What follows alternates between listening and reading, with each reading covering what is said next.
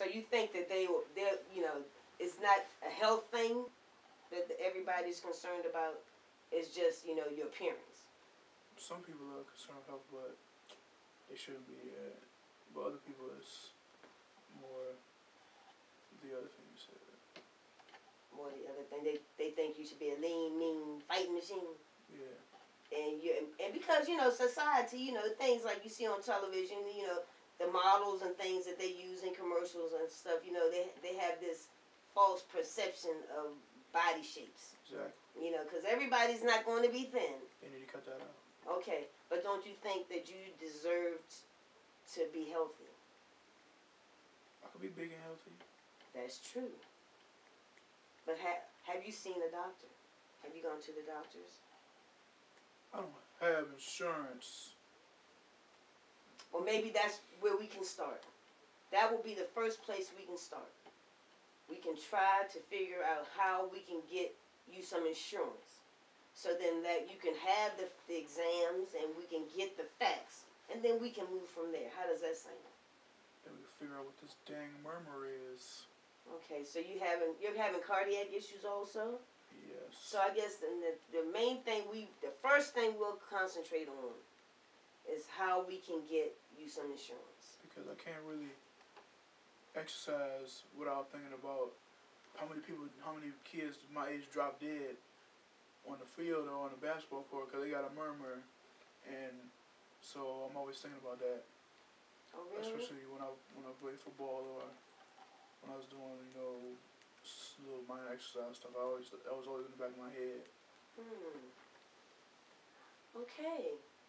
Well, that sounds like a valid concern. I would be concerned too if I was having heart issues. I would be concerned. I would want to make sure that I was at a place where I could exercise, and I would like to know just how much I could exercise without running into any emergency situations as far as my heart was concerned.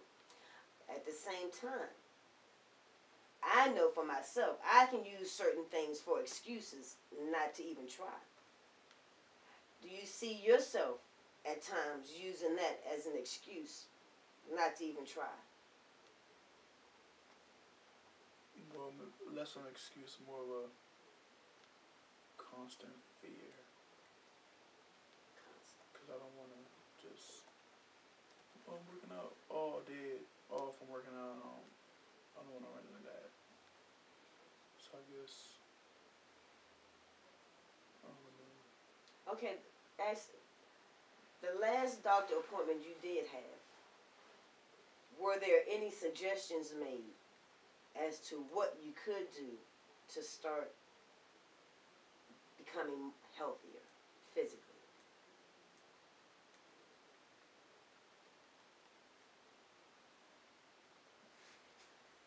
I don't know, because all those genius doctors, all they say is, oh, you gotta lose weight. They don't really know, because, you know, they're all skinny, so they don't know. They just say the general, oh, you gotta lose weight.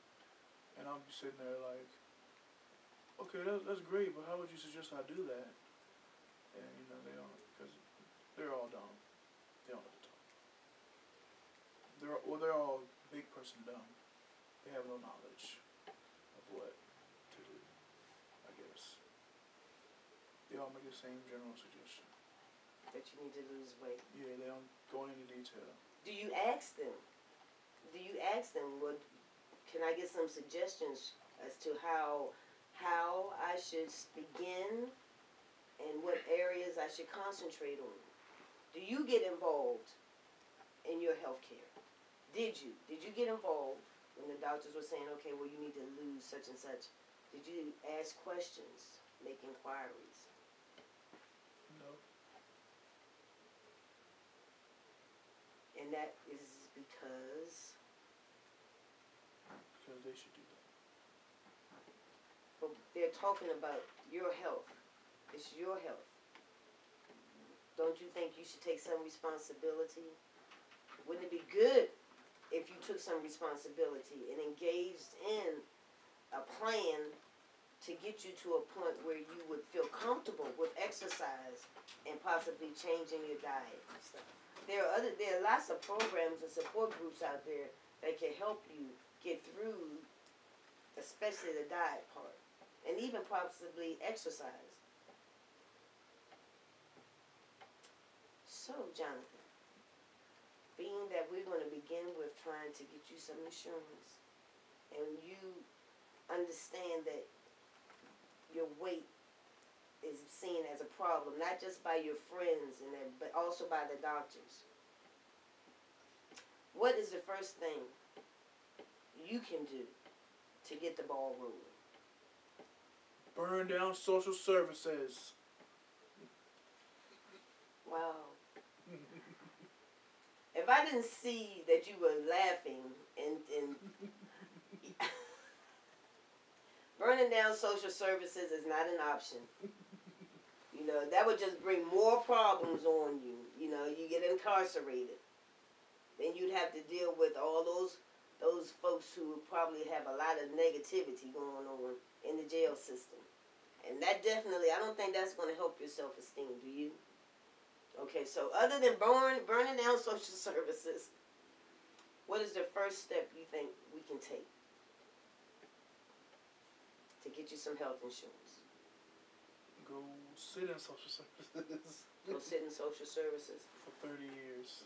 Well, what about we just gather some information, find out the steps and the procedure to take to get started in social services, find out where we need to go, then make an appointment. That sound feasible? Yes. That's the first step. Finding out where to go and make an appointment. So, as we're about to come to the end of this session, let's make some plans for future appointments. Okay? So, since this is your first appointment and it seems like you are really bothered by this is really a pressing issue for you. Let's start off by meeting once a week. Okay? Would the same time be good for you? 10 o'clock? 10 o'clock on Thursdays for the next 4 weeks. And then we'll see how things are going. And then if we get this appointment and get the ball rolling as far as your insurance, then we can, maybe go every other week. But I really want you to make those calls and get an appointment. Thank God right now that you're covered by your mother's stepfather. But I'm under the impression that that's limited. So we need to stay encouraged and motivated in the process of making phone calls and making appointments, so we can start like a fast track maybe of getting you some appropriate insurance of your own. Sound like a plan? Yes. So next Thursday when you come in, you are going to have Information. what kind of information? Insurance information. And where are we going to call first? Where are we going to look first? Social services. Okay, so and how are you going to get the number for social services?